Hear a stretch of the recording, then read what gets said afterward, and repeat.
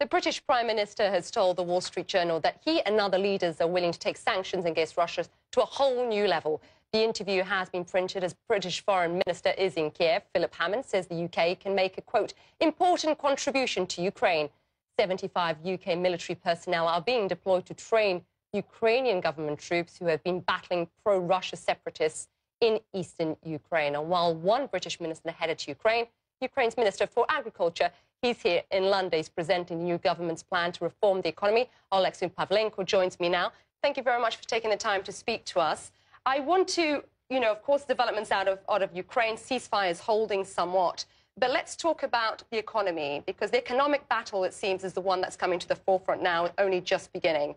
How concerned are you that the economy is plunging so dramatically, just if we focus on the numbers?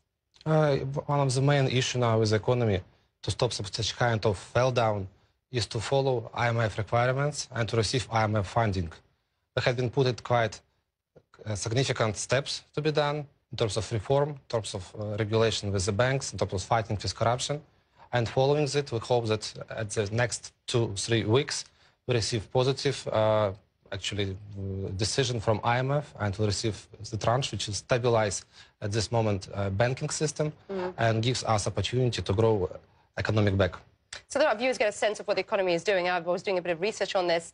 Your currency has lost nearly 70% of its value against the dollar. The economy has shrunk 7% last year. Inflation is soaring. Foreign investment reserves fell for a 9th consecutive month in February. It's a pretty bleak economic picture. Many are saying that, you're going to struggle to avoid a default. What do you have to say to that? We also would like to say that previous government of Yanukovych regime had stolen more than $60 billion US, and we're now also together with international community trying to find this money and receive back to the Ukrainian economy and to the country, from the one hand. From the other hand, we also have now war situation, and 5% of GDP is current our war expenses. We spend at this moment around $5 million US daily expenses on war campaign in the eastern part of Ukraine, and also had to do several critical steps for the budget cut to follow IMF requirements. In the war situation, we lost around 20% of our economy. I can give example, for example, with agribusiness. We lost 1.5 million tons of grain in Lugansk and Donetsk region and occupied Crimea, and even making the record figures of 63.8 million tons of production for food, let's say, for grain. It's still quite substantial now situation, and a critical situation was the economy.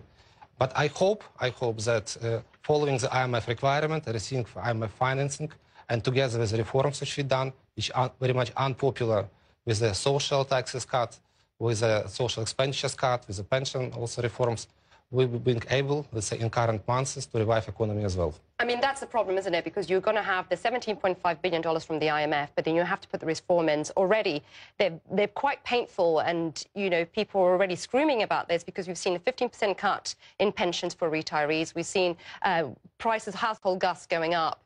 Do you feel that the Ukrainians on the street, they can sustain this economic pressure?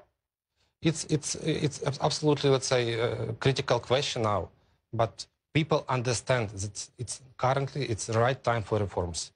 And if we cannot follow them, we will not see European future as well, because our target to be part of European Union and work, let's say, not only share the European values, but also to share European rules of doing the business in terms of taxation system, in terms of transparency, in terms of also, let's say, some kind of general scheme for financing, for social security, even for the gas prices. One of the very unpopular situations would be raising the electricity and gas prices to the market value and giving the direct subsidies to people who need this. This would be one of the, let's say, main issues, and that's why people are unhappy. Yeah, now it's a real economic battle. Oleksiy Pavlenko, thank you very much for taking the time to speak to us today.